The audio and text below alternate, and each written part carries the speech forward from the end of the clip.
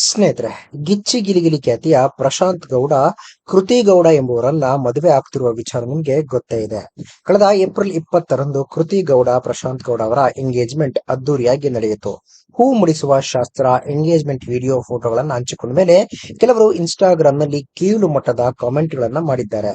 ಇದಕ್ಕೆಲ್ಲ ಪ್ರಶಾಂತ್ ಗೌಡ ಖಡಕ್ ಆಗಿಯೇ ತಿರುಗೇಟು ನೀಡಿದ್ದಾರೆ.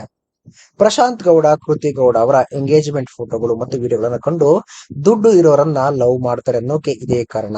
ದುಡ್ಡು ಮಾಡಿದ್ರೆ ಮೂದೇವಿ ಅಂತಹ ಹುಡುಗನಿಗೂ ಶ್ರೀದೇವಿ ಅಂತ ಹುಡುಗಿ ಸಿಗ್ತಾಳೆ. ಪ್ರಶಾಂತ್ ಒಳ್ಳೆಯ ಬ್ಯಾಕ್ ಗ್ರೌಂಡ್ ಇರುವ ಹುಡುಗ.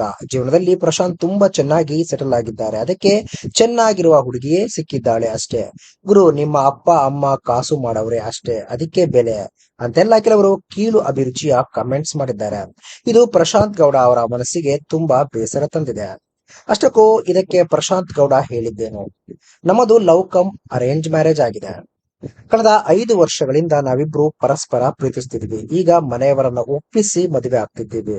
ನಾನಿನ್ನು ಕಿರುತೆರೆಗೆ ಕಾಲಿಡುವ ಮೊದಲೇ ನಮ್ಮ ಲವ್ ಸ್ಟೋರಿ ಶುರುವಾಗಿತ್ತು. ನಮ್ಮ ಪರಿಶುದ್ಧವಾದ ಪ್ರೀತಿಯನ್ನ ಯಾರು ದುಡ್ಡಿಂದ ಅಳೆಯಬಾರದು.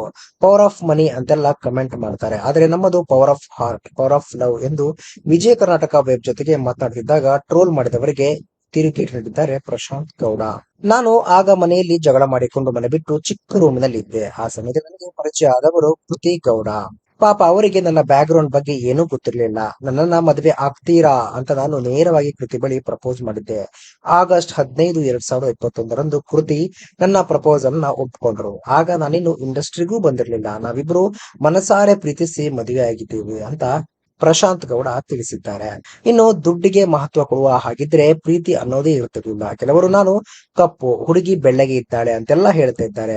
ಅಂದ ಚಂದ ಎಷ್ಟು ದಿನ ಇರುತ್ತೆ, ಕೊನೆಗೆ ಉಳಿಯೋದು ಪ್ರೀತಿ ಮಾತ್ರ ಅಂತ ಹೇಳುವ ಮೂಲಕ ಕೀಳು ಕಮೆಂಟ್ ಮಾಡಿದವರಿಗೆ ಚಡಿಯೇಟು ನೀಡಿದ್ದಾರೆ ಪ್ರಶಾಂತ್ ಗೌಡ.